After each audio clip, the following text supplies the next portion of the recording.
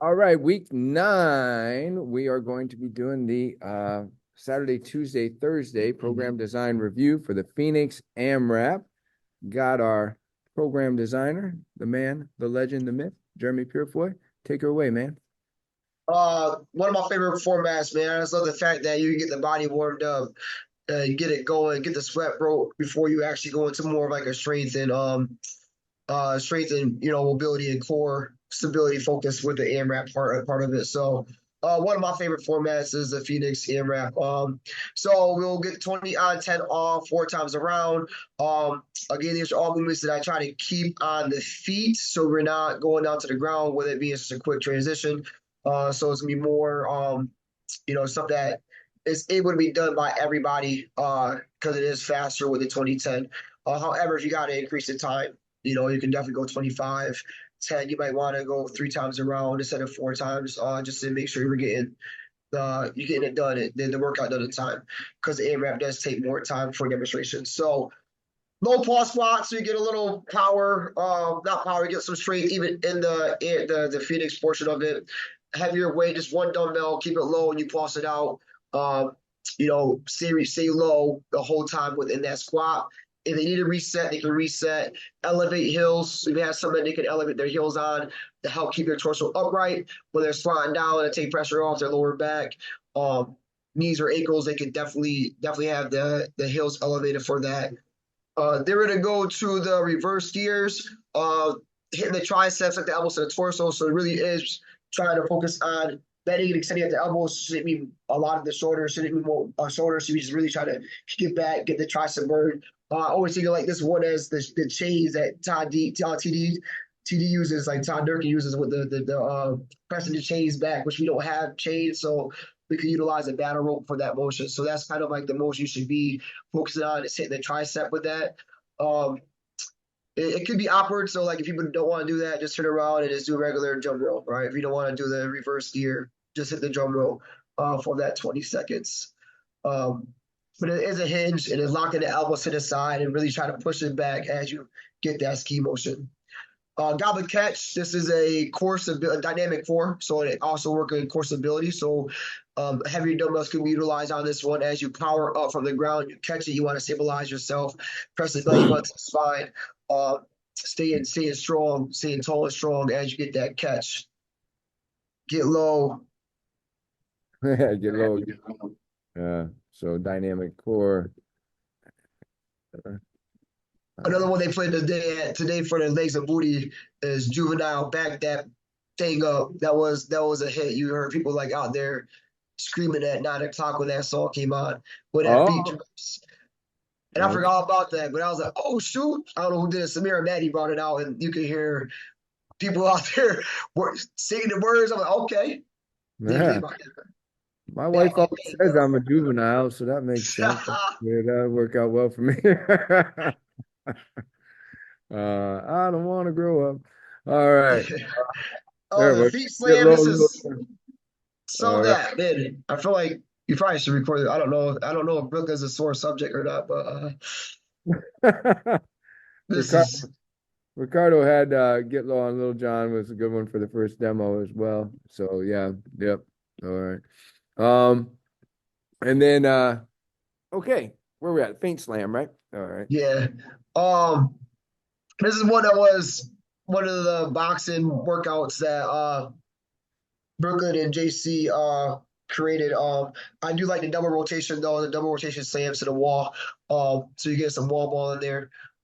So good power there too, and working the body transverse, right? So it's so very important to still work the body in rotation. So for anyone that's like golfers, baseball players, anything power athletes, is a great exercise for them. So you'll see that teach distance. The further you are from the wall, the harder it's going to be, more power you got to generate. Hand-eye coordination, right? Because you got to catch the ball, right? You want to make sure you're catching the ball and the ball hit the ground. And you're going to run out 4 times in 20 seconds. So you're going to see on one side, round one, round two, hit the other side. Run out 4 times, hit both sides twice. So power, I got power. You can play that, you know what I mean? Like that's a good power movement. Yeah, Um, that's a good one, Jeremy. Um, yeah, you're doing throwbacks. I appreciate that. No, I but was a DJ at one point. Some I do want to Kanye get. has a song Power too. What is it? Kanye has one, if you're Yeah, looking for a modern one, Power, Kanye West Power. and then Kanye. old school Public Enemy, Power to the People. Oh, there you go. There you go. And something I will say about that faint slam is just that when we're able to release a resistance, of course now we're transferring the load. But with the faint slam, your body has to reabsorb that, right? So that's like the extra core stimulation. If you can break that down quickly in a demo to make people understand, well, why am I just doing this and then doing that? Like sometimes they question it until Absorbing, yeah. then they're really. Because too, you got to think too. You got to how much with that ball coming back to you, right? How much you got to stabilize, right? So you just are just loose. You're going to put yourself at a higher risk of being injured because you're not protecting your core, right? You're not bracing yourself. So even that absorbing that movement, like a jump, right? When you jump on the ground, you want to make sure you absorb the jump. You're not going to actually put the force. You don't want to put the force from the jump into the floor. That's when you hurt yourself, right? As you hurt your ankles, knees, right? So you want to absorb the floor like you want to absorb the ball as it comes back to you. Yeah, good point. That's something to throw into your demos and teachings every so often is just simply say that, it used to be years ago that, working the core was all about crunches. The reason that we're doing so many planks today is that we've learned that, it's all about stabilizing the spine. So when we do stuff like this, where we have to absorb that impact or whatever, we're really doing what the core is meant to do, right? So if we can break that down and the clients feel like they learned something new, that may be There you affect go. your cap of retention, right? So something to think about there. All right. And then grab them by the shirt collar, give them the knee is the next one I think we got. Yeah.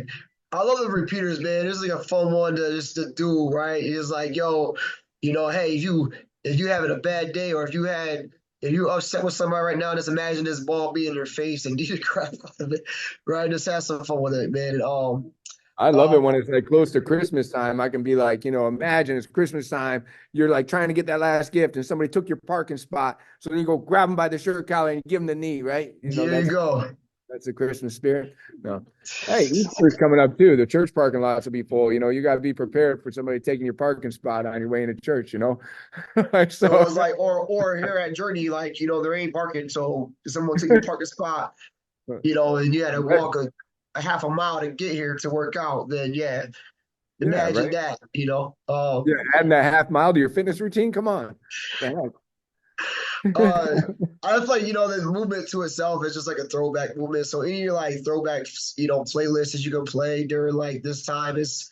I just feel like you could always like go to the beat. Like we have exercises that you can see people actually like doing the movement to the beat of the song. So like a good throwback playlist might be a good throwback playlist that is faster, right? Especially with any Phoenix or Hurricane, I always try to play some type of fast playlist they keep the energy high because the purpose of these ones are to move faster, not slower, right? And then like with the AMRAP, you can go to more of a um, you know, weightlifting type playlist that is not as fast as the AMRAP is. I mean, as fast as the Phoenix. If needed for a six station, we'll get the super bands out, the light ones, nothing too crazy on this one. Working shorter mobility, the front delts, with this one overhead, you open up the traps as well. Scapular work too with the overhead pull down. So if you need a six station, that will be it.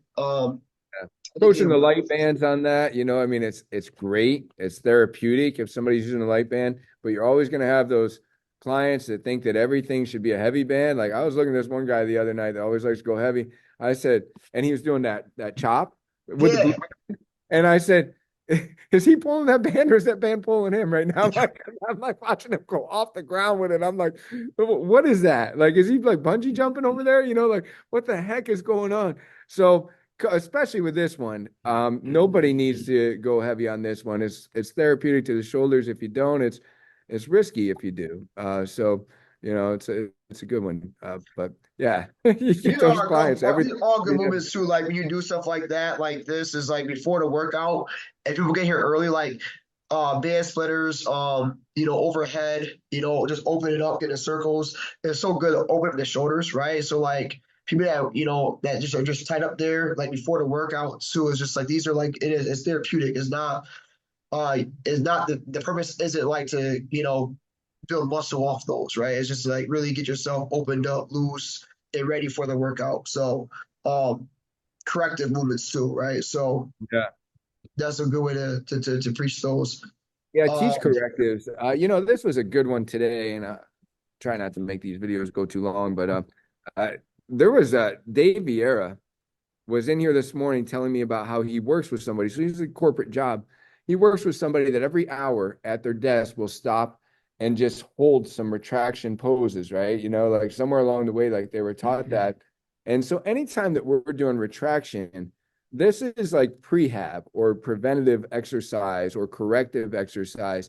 When people have issues with their shoulders, they're too internally rotated, right? So anytime that we can bring out an exercise that's going to help correct that, because I mean, how many people have office jobs today? We're not an agricultural society, right? So, a lot, right? So, it's definitely good to point out how it's benefiting them in their current life and make them want to do it better and actually have that mind muscle connection. Super important.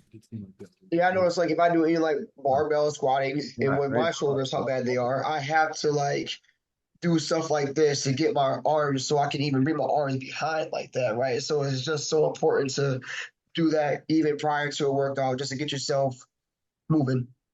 Yeah, because you're so thick. Yeah. Probably choke yourself. This shoulder is a mess, man. This thing is I hate this shoulder is I'm over it. I'm over it.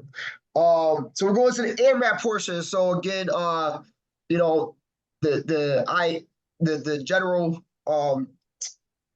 saying is 10 reps, but again, it's a good week to try to increase, weight, work on strength. So I encourage, and often you'll see like hear the coaches here say, if you want to work on, more strength, aim for 5 to 8 reps, right? You want to focus more on endurance, go to 10 to 15 reps, right? It's your workout when it's AMRAP, so you decide. You can always start off with 5 and 8 with a heavier weight and work yourself down, doing drop sets, aiming for 10 to 15. And that's like a quick thing. Like when we go, like as people are setting stuff up, I'll start saying stuff like that. And okay, this is exercise 1A. We have today will be more, this one will be, you'll need some wall space. You can also do this in a plank. If you do this in a plank, I recommend stay on your knees though, not on your toes.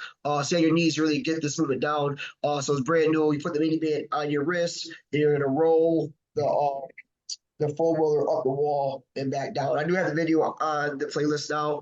If you want to pull it up and show it, so they can see what it looks. If you have the wall space, do it on the wall. If not, you can always drop down to the knees and still get that same movement, or just do a scapular floor slide. But with the scapular floor slide, keep the mini bands on the wrist. So again, you are working on, shoulder health as you come up and above the head.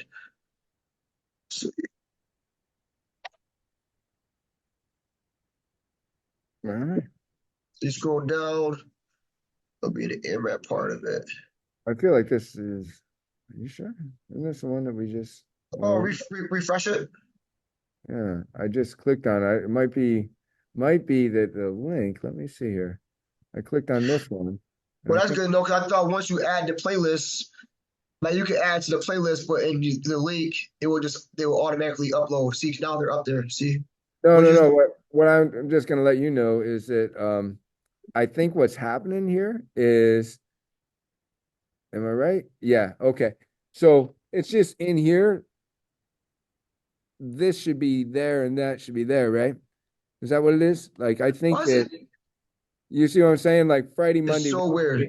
Is this one. Saturday, Tuesday, Thursday is that one, So when I send out the group message, I'll relabel it. I'll tell you right now, I know and I feel like it happens all the time. Like I look at this, I'm like Friday, Monday, Wednesday, Friday, copy and paste Friday, Monday. I don't know how.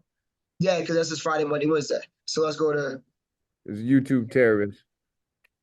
I know about them. I see. I can tell you exactly how. They're labeled wrong too. So I don't. Maddie might have labeled them wrong. That's what it is. Or did I mess this up? Hold up. Let me check.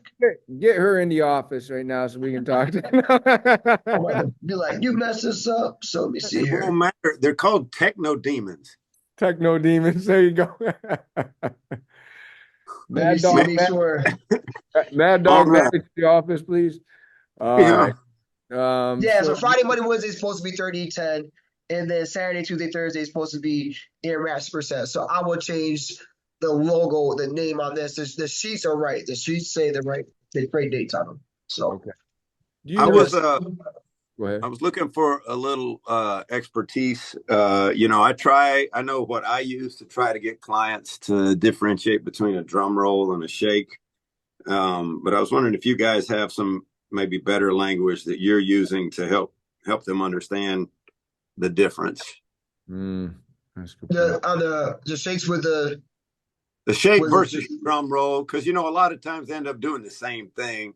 And I've tried to use different language to get them to differentiate, and I just thought you guys tend to have some really good word pictures or nifty phrases that might. Yeah, for me, like the big difference too is getting them to alternate, right? The shakes, like everything's, lateral, and I feel right? like with the shakes too, you're not getting as much height on them. Like they're like short and choppy shakes, right? And then drum rolls, you can get more of a wave going, give them more of an aiming point. I mean, you can aim with the shakes too, but shakes I want like when I see a shake, I want you to shake it faster, right? And you're doing both at the same time. So if you really keep your core tight, you're gonna feel that a lot more. In drum roll, you're gonna get more shoulders involved, right? You get the arms going more, where the shake you're not as much with the here, right? That becomes a slam. As you go higher, you're starting to slam it down. So the shakes can be like short and choppy. Fast. Yeah, good point, Jeremy. Like if anything, one benefit you might communicate is that shakes are more designed to like stimulate your core. There's going to be more bracing involved with that. Whereas you're going to feel like you should feel like you're doing an alternating bicep curl with those drum rolls, right? You should feel that. So maybe getting their mind muscle connection on that. That's good. That's good. Which one did you want me to go to, Jeremy? I forgot. The minivan from Moeller. So was it? Because I thought I was on the right one, but I didn't want to bring up the wrong. Man, we got Coach Sam. Coach You guys hearing that? You hearing it? I hear it. Okay, because I know some. A brand new exercise. We have got your foam roller mini band scapular roll. So you can do this with or without the mini band. So we're going to show you the first way. First things first, you do want to load up to the wall, get a 90-degree bend in it. Basically, load it up with this foam roller at the elbows at a 90 degrees. So bring it down as low as the elbows, keeping it right about here. Now, as you come up, of course, you use that upper back. Now, you can go for a split stance or you can go for an even stance, keeping those hips tucked in, glutes tight. With that split stance, this allows you to keep that pressure in that foam roller a little bit better, coming on back down. Now, with that mini band, you want to make sure you're pushing out to the sides here. This will give you a little more activation in that back. So let's bring it around, show you the main back here right here. You'll see that it's getting a lot of activation in that scapula and those shoulder blades. But if you're thinking to yourself, Sam, I'm not using the mini band. No worries, you can go ahead, skip that mini band altogether. Still start at the bottom of that 90 in those elbows and still push into it. Still getting that activation, but more a little bit deep in the center of that spine. And there you have it, guys. Good luck. All right. My Lord. Oh. So just one small thing over like this, like the container, like I usually get your two-piece stick in it. Okay. Yeah, well, we have a second, Jeremy.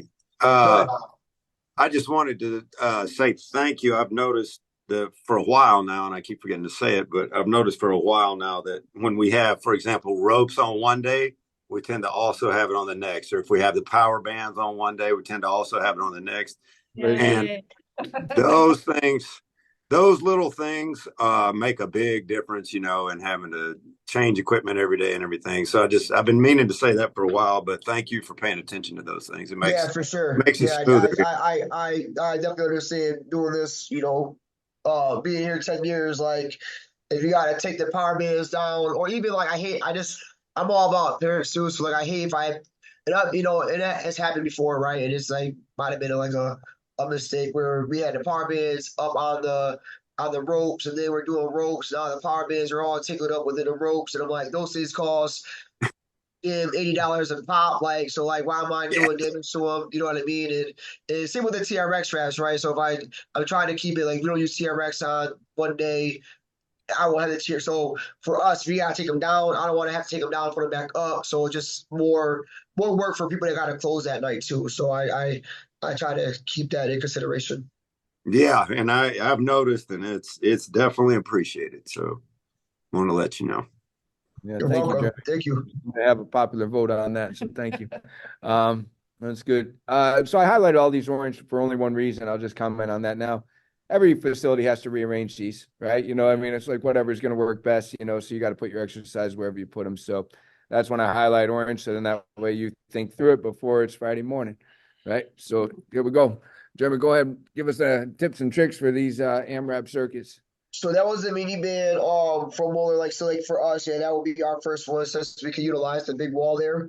But again, if you don't have the wall space, this could be done on the knees um as well. And if there's people that have issues, like even just going to the wall and doing wall, their back against the wall and doing just 10 scapular wall slides. Again, you can add that resistance to the mini band as well, and they want to have that added resistance there. But again, I'm trying to still, after again working listening to a great cook, to still add some mobility focus, stability focus in each workout, which we do naturally. We don't think about it, so there's always some type of like stability or mobility work. We work in range of motion, so we're working mobility, right? So we squat, you're still being mobile, but the extra stuff that you don't think about doing, right? We don't think about doing stuff like this, and this could be a way that somebody discovers, like, man, this feels great for my shoulder, so I should be doing more of this, right? So AMRAP would be a good way to do this, and then you still get your strength in there as well. So from there, the video shows a dumbbell, but this can be kettlebells right here. If you have enough to double it up, right? You do 2 kettlebells, just a regular bend and row, right? RDL, more RDL, row, reset. They can stay hinged over. And they feel that's good, go for 10 reps there to get the horizontal pull. And then a dumbbell glute drive, a glute bridge, so like a hip bridge. So putting the dumbbell, a heavier dumbbell on their hips. I would preach and coach, a dumbbell that you're able to lift up yourself, but as a coach too, like that's probably a station you could start at to help people get the weight up on their hips if they want a heavier dumbbell to get that bridge. Driving through the heels, squeeze the glutes on that one, working the posterior. Then we got the box jump, so get some power in there, some plyo. I wouldn't go too crazy high with the boxes. It's just AMRAP. So I'm not a huge. I don't like pushing either. Like hop on the box, hop off like super fast. Like that's where again you come back down with force. You're coming back down too fast, and you see people get hurt.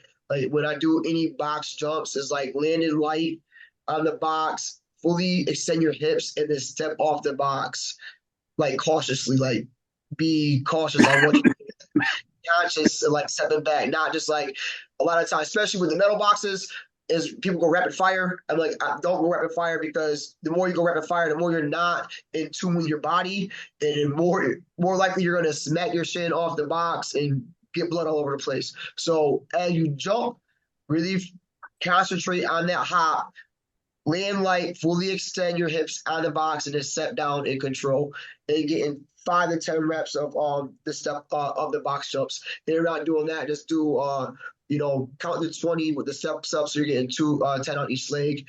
If you're not working with the box jumps, and again, don't need to pull out the higher boxes. Just keep it low so they are being safe within the AMRAP circuit. Supine, Superman, dead bug. So this is an add resistance. So this is going to be a full extension one. So it's not about the opposition. So you're going to really get the super band, a lighter band, as in this one too, as you come in the dead bug position. Press your lower back to the spine, squish that bug as you fully extend both arms and legs at the same time, and you come back center with a dead bug. So you're going to put the band on the arch of your foot and latch it to your thumb, whatever is comfortable to get that resistance within that dead bug. But again, another one too, if people have issues with that form, just really focus on doing a fastest dead bug to get that down. Again, for low back health, working with core stability as well with a dead bug. And then we have a dumbbell, squat, curl, and press, cookie jar, right? But there's not a rotation. So if you're not in a rotation, it's going to be a straight down squat, curl, and press. Elevate the heels on this one to help get deeper in that squat. No need for heavier dumbbells on this because, you want to be able to curl it a good curl, not a clean. Like really focus on engaging your biceps. You see people want to pop it up with a clean and they're taking away the biceps and you go to a press. So keeping it focused on like locking your elbows to your side, fully getting that flexion of the elbow, and then going up with the overhead press. And if they're not doing the press, to stick with a squat with a bicep curl. So again, lighter weight should be preached on this one, not to go heavy. We want to see an actual curl, not a clean.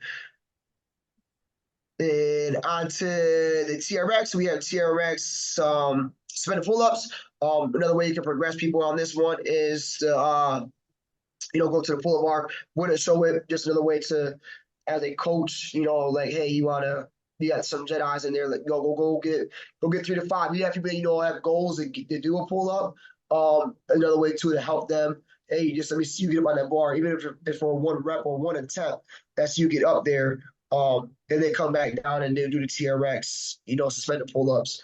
So a good way, another way to coach your Jedis, or if you know people that have goals to do a pull-up, to coach them in that moment, to get them up to that bar. Quadruped hydrants, hip mobility on this one. So go 10 to the right, 10 to the left. With this one, so again, just a good hip opener. I don't think people do enough hip movements, right? So like you want to tighten the hips. So doing this is key. So still working the core. When you think about the core, it's not just your abs, it's your butt, it's your hip, it's your pelvis, all that's your core. So your low back. So working that 10 to the right, 10 to the left with the hydrants. Yeah, some other poses you're going to find. Something that we used to get a lot of coaching on when we worked with a physical therapy clinic was the physical therapist would actually stand in a position to make sure that your leg was going perpendicular to your body, that your leg wasn't back here, but it was actually a perpendicular, like as if you were maybe making a T or whatever, like a T joint. The other thing is if you point your toe down and lead with your heel when you're doing that hydrant, there's a serious intensity on the glute emphasis, the same type of intensity you might feel on a tricep kickback when suddenly instead of just kicking back, you turn your palm towards the ceiling, right? Just that little bit of difference, 1 degree makes all the difference, right? Like that little bit of squeeze. So, you may want to come alongside somebody that's doing a quadruped hydrant and stand in such a way that their leg gets perpendicular to their body, or, and tell them to point their toe towards the floor and lead with their heel. And they'll feel a whole different experience going on there, Yeah, I'll definitely hit on that too, because I know a lot of times people do hydrants. You see that their knees go further behind them instead of like trying to make it more like 90 perpendicular or like a 90 degree, right? Having it be like 90 like out to your side, right? Because you'll see, especially with that lack of hip mobility, they're going to bring the knee further behind them as they do this instead of out to the side. Yeah, good point. I'm glad you said that. So with the quadruped hydrant, of course, one way is even if they're doing it with their leg at 90, then of course everything should be level, right? It's very important like that. One way to add the intensity, same as like with a lateral raise. If I'm doing a lateral raise, I can do a lot of weight here, but it gets more intense when I'm out here, right? So another way to challenge their quadruped hydrant is to have them do it with their leg extended, right? Fully extend your foot, right? Because you see people that, this isn't doing nothing for me. But like, all right, then bring your leg out, touch your toe to the ground, and the same thing. That's gonna burn your tush for sure. And that's the moment where you can really truly have them focus on leading with their heel, and of course giving that perpendicular stance. I was thinking of the progression more so than the basic. Yep. So okay, back to you for the banana chest. Yeah, so Ram surge, you can use a sandbag too. Hold a banana. Again, the banana is shorter, slightly off the floor. 6-inch hold, right? But if they have issues with the lower back, keep one heel on the ground and they get in a press with that sandbag. Fit fighter, we got fit fighters. There you can utilize those two as well for this horizontal push. So we're getting a horizontal push there. So conquering that. Finisher, just gonna do a classic hit finisher. I didn't want to put a team relay. I usually put team relays on this one, but we just did one. So instead of trying to get people lined up, you can challenge this. If you have space, they can do a high knees, right? And then a jog. They can jog forward and back. or even a high knees, do a high knee motion, right? So if you have a smaller class, instead of being stationary with it, have them actually move, right? So you're gonna move high knees for 20 seconds, and then you're gonna do 20 seconds off. And this is like kind of a free for all. Like I don't put them in, like pretty much go back to your warm up area.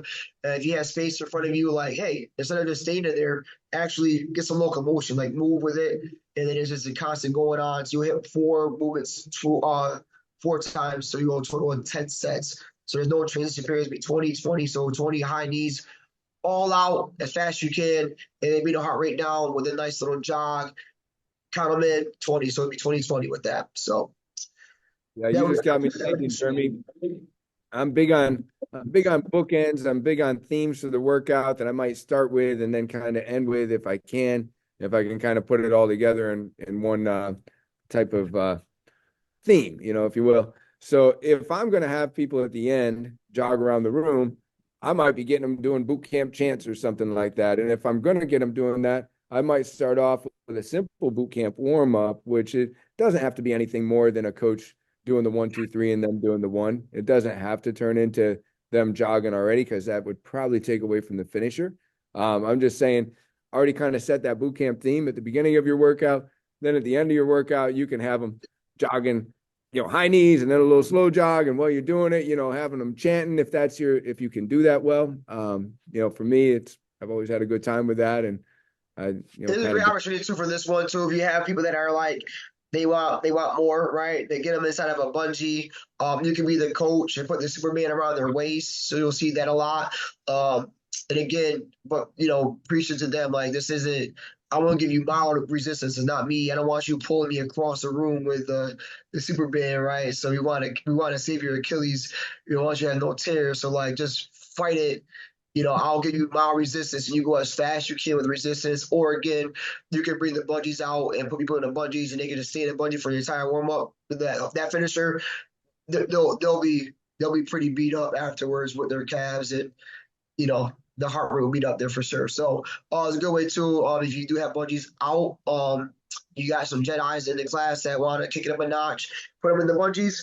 Or even as a coach, go around the class and pick people that you put the band on them, but let them know like, hey, I don't want you to go. I don't want you to go for distance, right? I just want you to move your feet as fast as you can as I give you some resistance with this band. Yeah. I want to close out with this, because I feel like you're emphasizing something right now that I just want to say, like, you can have a great program design go to waste on a bad coach. You can have like not this program designer, nothing against you, Jeremy, but you can have a bad program design come out and make it a great workout with a great coach. I want everybody to know that our programming is very much a partnership. It's very coach dependent. This particular finisher sucks with a bad coach. All right. Like I'm just saying, it's boring. Like I have a hard time even putting them in there because I know they're boring, but you got to make it fun. With a good coach, they left wanting to come back for more. They're like, oh my God, that was so fun, right? Like, it's just like, there are times where like, if you don't explain the benefit of an exercise, like you got to communicate what's in your head and do it well and quick. So it doesn't take away from like, make it a long demo. But when you communicate a benefit, boom, suddenly they're like, oh, when are we doing that exercise again? And, could have been an exercise that they wouldn't have liked without you being a great coach that explained it, And so, I utilize the my zone a lot for this particular, these like hit finishers, just to show like, listen, if you're in the green, you're not going hard enough. Like you want more, give more, right? If you want more, you got to give more. So you want to be better, do better, right? So like, that's like the common phrases I'll be saying, even while I'm coaching, like you want more, you got to give more, you got to push harder, right? You know what I mean? And again, that's me with, grabbing off the super band or again, go putting somebody in the bungee to make it more intense for them, right? I see when we do like even stationary sprints, you see people just like they don't sprint. Is it like you running from somebody? Like, come on. Like it's like a bear chasing you. Like, I want you to run, move your feet. Yeah. I want to throw this out there for you too, Jeremy. We'll make that a collaborative quote, the second one. To get the most out of it, put the most into it. You want to get more, give more, right? There it is. Sorry, Ricardo, back to you.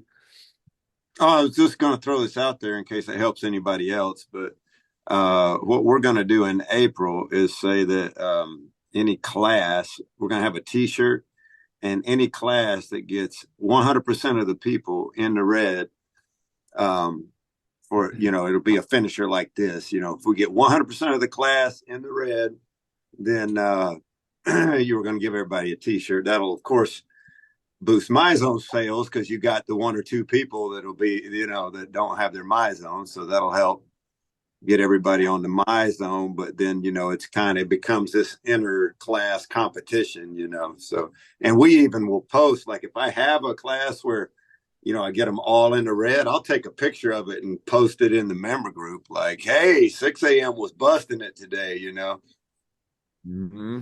I love that. I love it when we're doing relays. I'm like, let's see everybody getting a, whatever, yellow, red, whatever. That's awesome. Really cool. I love the relays, but I know they can be a lot. Mm-hmm. So, especially in our location when we get to yeah, we're like, y'all gonna stand still instead because we're like, yeah. But my Niners request them on Wednesday. I They're like, love hey, doing relays.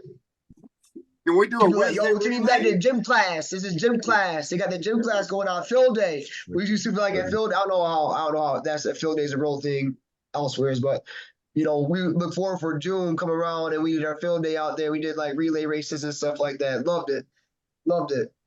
So you hear that a lot. Oh, to me back to grade school, we did our field days. So. Well, Jeremy, I will tell you what, man. I know I speak for everybody on the call, and Ricardo has already expressed some gratitude today. So we're grateful for you. Thanks for putting everything you put into this program design. Looks like a couple good workouts. And I'll get CloudFit out right now. I'm like adding a few videos which is always like refreshing. Like I'm like, man, I guess we haven't done some of these exercises in a long time because they're not on CloudFit. So I feel like we're always recording videos. So that's a plus. Yeah. So we're using variety. All right, cool. Have a great day. We'll see y'all later. All right.